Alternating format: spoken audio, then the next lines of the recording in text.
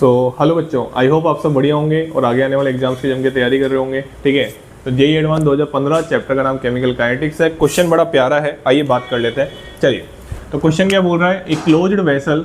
मैं ये लगातार है ना तीसरा क्वेश्चन करा रहा हूँ, ये जो एज ऑफ रॉक्स वाला कॉन्सेप्ट सिखाता है ना उससे, ठीक है ना। तो थोड़ा ध्यान से देखो भाई इसको। एक closed vessel with rigid walls. Rigid walls का मतलब क्या हो गया, मतलब वॉल्यूम कांस्टेंट है पहली फुर्सत में, तो ये लिख दो कि वॉल्यूम क्या है, कांस्टेंट है। ठीक है भैया। Contains 1 mole of uranium and 1 mole of air. ठीक है भैया। एट 298 केल्विन, मतलब टेम्परेचर भी क्या है, कांस्टेंट है। बहुत बढ़िया। इसके बाद आपको बोल रहा है considering complete decay of uranium to Pb. बहुत बढ़िया। The ratio of the final pressure of to the initial pressure of the system at 298 kelvin is. आपको पता है प्रेशर गैसेस लगाती है, ये आप सबको पता है। सॉलिड वर्ल्ड की हम बात करते नहीं है, तो आइए बात करते हैं। ये रिएक्शन में पता नहीं कितनी बार लिख चुका हूँ।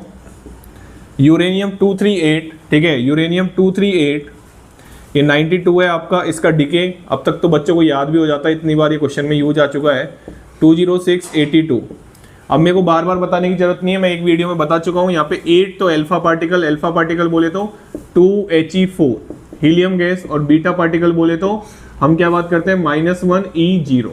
ठीक है, तो यहाँ पे 8 अल्फा पार्टिकल आएंगे 2He4, और यहाँ पे कितने बीटा पार्टिकल आएंगे, 6 E-10।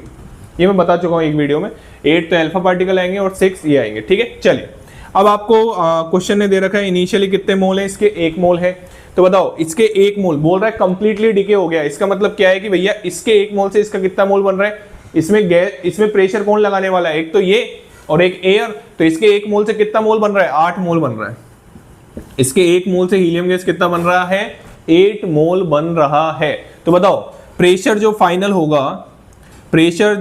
होगा वो किसकी वजह से आएगा, या मैं पहले मोल फाइनल लिख लूँ क्या, बताओ 8 मोल तो हीलियम गैस हो गया, 8 मोल तो हीलियम गैस हो गया, और 1 मोल एयर का दे रखा है क्वेश्चन में। ये भी तो प्रेशर लगा रही होगी, इसको मत छोड़ देना। क्वेश्चन तो सिंपल है लेकिन जल्दबाजी में गलती हो जाती है। तो यहाँ पे क्या हो जाएगा, 9 मोल हो जाएगा। कितने मोल हो जाएगा, 9 मोल। आप देखो वॉल्यूम कांस्टेंट है, टेम्परेचर कांस्टेंट है, तो हम डायरेक्टली बोल सकते हैं pressure is directly proportional to n at constant. बहुत सिंपल क्वेश्चन है, at constant volume and temperature.